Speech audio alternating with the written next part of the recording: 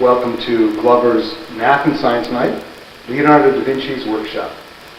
Tonight you'll have a chance to learn a little bit about Leonardo da Vinci, not only why he was such an amazing painter, painting masterpieces like the Mona Lisa, but also that he was an architect, and a scientist, and an engineer.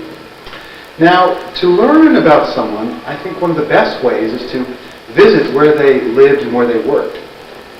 You probably know, and you'll find out tonight, that Leonardo da Vinci lived more than 500 years ago, spending most of his life in Italy, and part of it in a town called Milan. If we went to Milan today, there would be some similarities to the way the town was 500 years ago, but it wouldn't be quite the same. So with a little help from Leonardo da Vinci's flying machine, we're going to go back in time and visit his workshop in Milan and learn a little bit more about Leonardo da Vinci, the man. So buckle up and let's get going.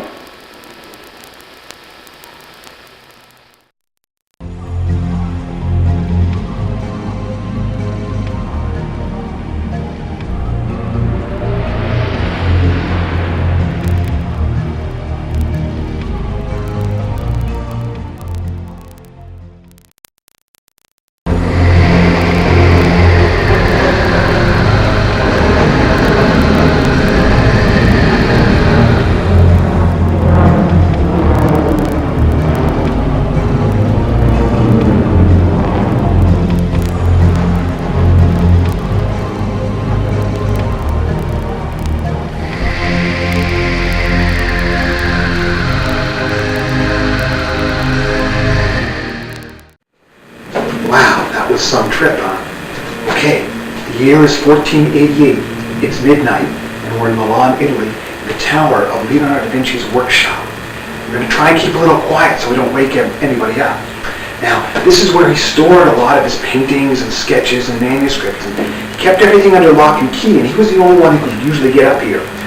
So to get down to the main workshop, we're going to have to find something that he probably... Hey, let's take a look at this.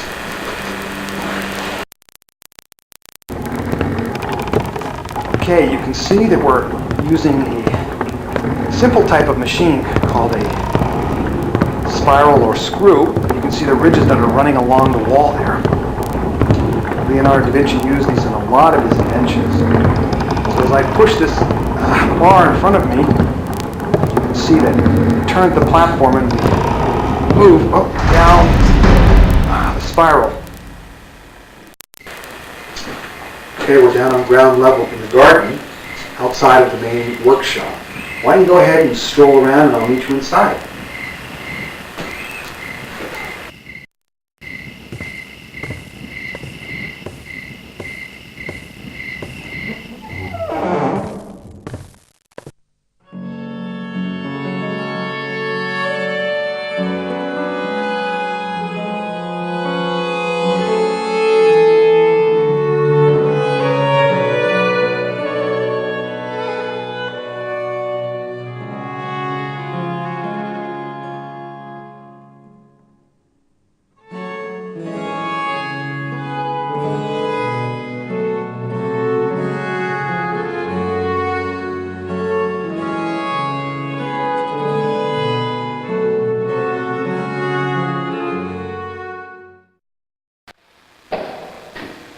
Pretty cool place, huh?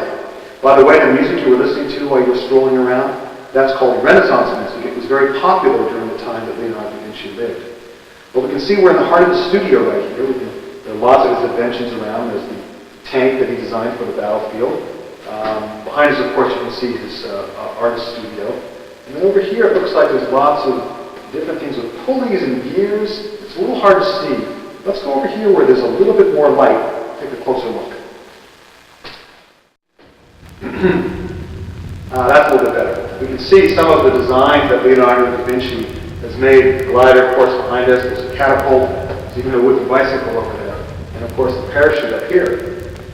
It wasn't until some of his sketches were actually later built that we fully understood what Leonardo was trying to get at. Over here on this table are some of his designs and some of the things that were built on them.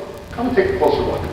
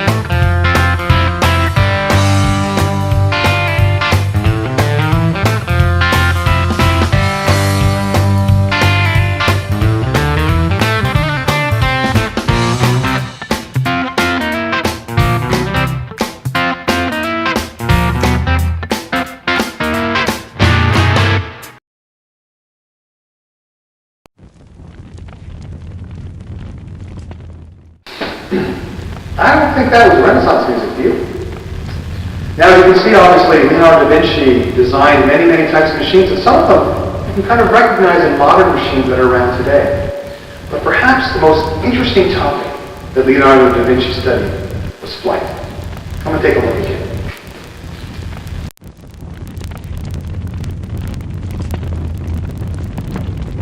Leonardo observed the flight of birds, and he watched how they used their wings and tail to control their motion and to exploit the air currents.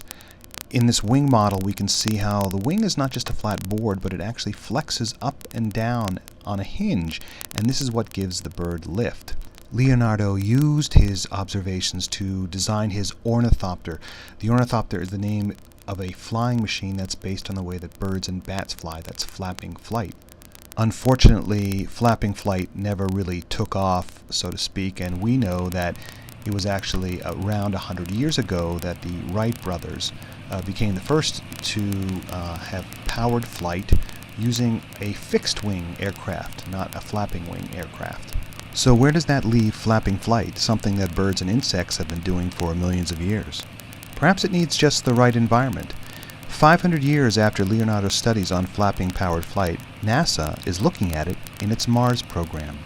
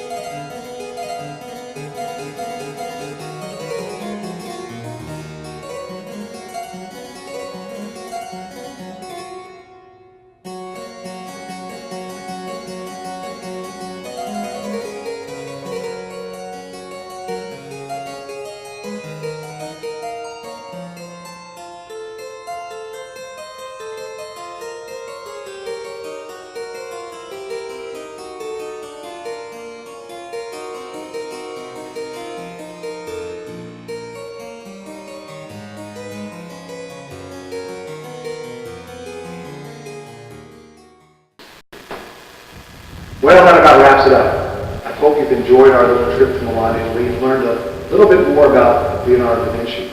We can see he was a man of many professions, but he had one great talent, and that talent was his ability to see and to understand what he saw. And that's something that he shares with all of you. Well, I'm going to stick around a little bit and take a look at some of these nifty machines. See you later.